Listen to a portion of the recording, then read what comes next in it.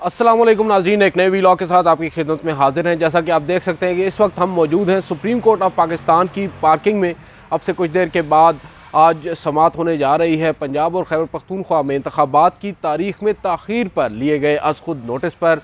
और chief justice की सरबराही में 9 रुकनी लार्जर बेंच आज दोबारा समाअत करेगा और ऐन मुमकिन है आज की समाअत, क्योंकि काफ़ी ज़्यादा अहमियत की हामिल है, काफ़ी अहमियत इख्तियार कर गई है, जिसकी बुनियादी वजह फुल कोर्ट की तश्कील है। आया सुप्रीम कोर्ट फुल कोर्ट तश्कील देने जा रही है या नहीं, ये भी अब से कुछ देर के बाद मालूम पड़ सकेगा। ताहम अब आज की ये जो वीडियो है ये आपके साथ बुनियादी तौर पर कुछ दीगर आस्पेक्ट्स हैं इसी केस से रिलेटेड, उनको डिस्कस करने के लिए है। कराची में जस्टिस काजी फ़ाइज़ ईसा और जस्टिस शाहिद वहीद पर मुश्तमिल एक 2 रुकनी बेंच ने इस हफ़्ते यानी आज से एक हफ़्ते के लिए कराची में मुकदमात की समाअत करना थी। ढेरों मुकदमात उनके सामने समाअत के लिए मुकर्रर थे। बहरहाल अचानक से ख़बर आई कि मुकदमा जो बेंच है जस्टिस काजी फ़ाइज़ ईसा का वो डी लिस्ट कर दिया गया है। इसके बाद क्या सराइयों ने जन्म लिया। कुछ लोगों ने ये कहा कि जो चीफ़ जस्टिस ऑफ पाकिस्तान हैं उन्होंने ये बेंच ख़ुद मनसूख किया है, ख़ुद तोड़ा है। कुछ ख़बरें ये आईं कि शायद chief justice of Pakistan full court तश्कील देने जा रहे हैं, इस वजह से उन्होंने जस्टिस काजी फ़ाइज़ ईसा की इस्लामाबाद में दस्तयाबी को यकीनी बनाने के लिए कराची रजिस्ट्री में उनका जो बेंच है उसको मनसूख किया है, उसको तोड़ा है। बहरहाल ख़बरें कुछ अलग हैं जो हमारे ज़राए से हमारी बात हुई और उसके बाद अब उनकी तस्दीक भी हो चुकी है कि ये bench chief justice Umar Ata Bandial के कहने पर या उनकी मंशा पर नहीं टूटा, बल्कि जस्टिस काजी फ़ाइज़ ईसा ने ख़ुद चीफ़ जस्टिस ऑफ पाकिस्तान को रिक्वेस्ट की है ये बेंच तोड़ने के लिए। असल में ये दरख्वास्त उनकी जानिब से गई है, एक ख़त गया है चीफ़ जस्टिस ऑफ पाकिस्तान की जानिब से रजिस्ट्रार को, जिसमें काफ़ी दिलचस्प बातें भी हुई हैं। बहरहाल अभी उसका कंटेंट हमारे सामने नहीं आया, लेकिन बताया यही जा रहा है कि काफ़ी दिलचस्प चीज़ें हैं जो कि ऐन मुमकिन है कि आज शाम तक पब्लिक भी हो जाएँ। अदरवाइज़ ज़राए से कोशिश करेंगे आप तक उसके जो कंटेंट है वो पहुँचाने की। बुनियादी जो बात है वो ये है कि जस्टिस काजी फ़ाइज़ ईसा ने कराची के अंदर बैठने से मुआज़रत की है। उन्होंने इस्लामाबाद में रहकर जो मुकदमात हैं उनकी समाअत को तरजीह दी है और रिक्वेस्ट की है, जिस पर उनकी रिक्वेस्ट को मान भी लिया गया है और उनका बेंच आज इस्लामाबाद में मुकदमात की समाअत करेगा। कुछ जो कानूनी हलके हैं उनका ये कहना है कि जस्टिस काजी फ़ाइज़ ईसा ने जो बेंच तोड़ने की दरख्वास्त या ख़त लिखा है, इसकी एक बुनियादी वजह यह भी हो सकती है कि जस्टिस काजी फ़ाइज़ ईसा ख़ुद चाहते हैं कि चीफ़ जस्टिस को कोई जवाज़ ना मिले। अगर चीफ़ जस्टिस फुल कोर्ट तश्कील देने का फ़ैसला करते हैं और उन चीफ़ जस्टिस काजी फ़ाइज़ ईसा इस्लामाबाद में अगर दस्तयाब नहीं होते तो ऑब्वियसली उनको फुल कोर्ट में शामिल नहीं किया जाएगा। जो दस्तयाब जजेज़ होते हैं प्रिंसिपल सीट यानी इस्लामाबाद सुप्रीम कोर्ट के अंदर, उन पर मुश्तमिल ही फुल कोर्ट तश्कील दिया जाता है। शायद ये एक वजह हो सकती है कि जस्टिस काजी फ़ाइज़ ईसा ख़ुद चाहते हैं कि वो इस फुल कोर्ट बेंच में बैठें और ये जो अहम आइनी मामला है इस पर समाअत करें। कुछ लोगों का ये भी मानना है कि अगर जस्टिस काजी फ़ाइज़ ईसा की इंटेंट ये है तो ये कोई मुनासिब बात नहीं है। जो जजेज़ अपनी ख्वाहिश पर मबनी जो है वो बेंचेस में नहीं बैठ सकते और रिक्यूज़ करने की हद तक तो जजेस की मंशा ज़रूर होती है कि वो शायद किसी पार्टी के साथ उनका ताल्लुक़ हो या किसी का केस ऑलरेडी वो सुन चुके हों या बतौर वकील किसी के साथ उनका एक ताल्लुक़ रहा हो। उस पर अक्सर वकला जो जजेज़ हैं वो मुकदमा सुनने से रिक्यूज़ कर लेते हैं, ख़ुद को अलग कर लेते हैं। लेकिन किसी पर्टिकुलर केस को सुनने के लिए सुनने के लिए अपनी ख्वाहिश रखना, ये जो है वो समझ से बालातर है।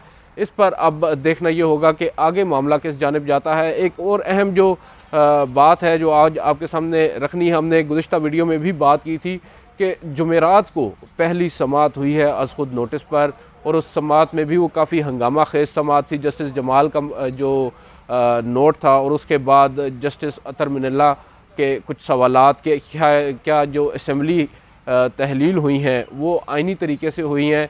इन सवालात के बाद जब बेंच उठा और उसके बाद जो जजेज़ में आपस के अंदर जो गुफ्तगू हुई वो हमने आपसे गुज़िश्ता वीडियो में काफ़ी डिटेल में शेयर की है कि किस तरह जो जजेज़ हैं वो अब एक दूसरे के साथ आर्ग्यूमेंट कर रहे हैं बेंच उठने के बाद, और जो हुक्मनामा है वो क्यों अभी तक जारी नहीं हो सका, इसकी भी एक बुनियादी जो रीज़न है वो यही है कि जजेस एक पेज पर नहीं है। हमें तो ये भी बताया गया है, कुछ लोगों का तो ये भी मानना है कि शायद जो हुक्मनामा है वो तहरीर कर भी लिया गया है और शायद दस्तखत भी हो गए हैं, मगर इत्तेफाक राय ना होने की वजह से उसको जारी नहीं किया जा रहा। और एक और वजह यह भी बताई जा रही है कि शायद 2 से 3 ऐसे जजेस हैं जिन्होंने उस मुख्तसर हुक्मनामे के साथ अपने इजाफी नोट्स भी लिखे हैं। और ये एक बहुत बड़ी रीज़न है चीफ़ जस्टिस की जानिब से कि वो इस आर्डर को अभी तक रिलीज़ नहीं कर रहे। अगर वो रिलीज़ करते हैं तो एक नई कंट्रोवर्सी जन्म लेगी, और जो पब्लिक, अगर ये ऑर्डर हो गया और वो नोट भी पब्लिक हो गए, तो फिर जो क्रेडिबिलिटी है सुप्रीम कोर्ट ऑफ पाकिस्तान की, या फिर इस पर्टिकुलर केस में अगर इस लार्जर बेंच की क्रेडिबिलिटी को देखा जाए तो उस पर काफ़ी ज़्यादा सवालात उठेंगे। और शायद इसी अननेसेसरी कंट्रोवर्सी से बचने के लिए चीफ़ जस्टिस जो हैं वो ये कोशिश कर रहे हैं कि इस मामले को लो प्रोफाइल ही रखा जाए। बहरहाल ये एक अनप्रेसिडेंटेड बात ज़रूर है कि अगर एक समाअत हुई और उसके ऊपर आपने कमरा अदालत के अंदर बैठकर एक हुक्मनामा तहरीर करवाया है, और जिन सवालात का ज़िक्र किया जा रहा है कि उन सवालात को ऐड नहीं किया जाए इस हुक्मनामे के अंदर, उन सवालात पर चीफ़ जस्टिस ऑफ पाकिस्तान ने, जब जस्टिस अतर मिनल्ला की जानिब से वो सवाल उठाया गया, तो चीफ़ जस्टिस ऑफ पाकिस्तान ने उस सवाल को न सिर्फ अपने ऑर्डर में शामिल करने का कहा, बल्कि उसको खुश आइन भी कहा, और ये भी कहा कि ये बड़ा मुनासिब सवाल है। बहरहाल अब देखते हैं कि मामला आगे किस जानिब बढ़ता है, फुल कोर्ट तश्कील पाता है या नहीं। लेकिन एक बात तो तय है कि सुप्रीम कोर्ट के अंदर जो तफरीक है वो अब काफ़ी ज़्यादा बढ़ चुकी है।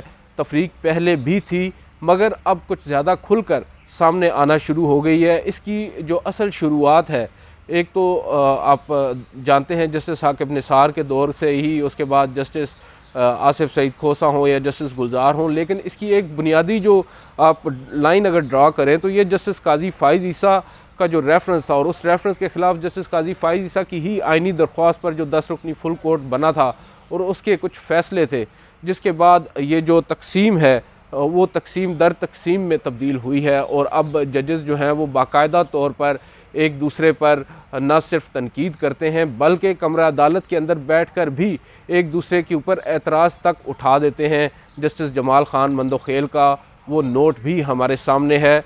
इस तमाम तर सूरत हाल को कर्टेल करने के लिए जो कानूनी माहिरीन हैं वो ये मानते हैं कि चीफ़ जस्टिस ऑफ पाकिस्तान को अब चाहिए कि इस मामले को once and for all settle करने के लिए ये जो पर्टिकुलर केस है पंजाब और खैबर पख्तूनख्वा में इंतखाबात का, इस पर एक फुल कोर्ट तश्कील दें। क्योंकि एक बुनियादी चीज़ ये है कि इंतखाबात जो है वो 90 दिन में होना है, ये आइन के अंदर लिखा है। इंतखाबात 90 दिन के अंदर क्यों नहीं हो रहे? जो फाजिल जजेस हैं सुप्रीम कोर्ट ऑफ पाकिस्तान के, आइन के कस्टोडियंस हैं, क्या उन सबको मालूम नहीं है कि 90 रोज़ के अंदर इंतखाबात होना है?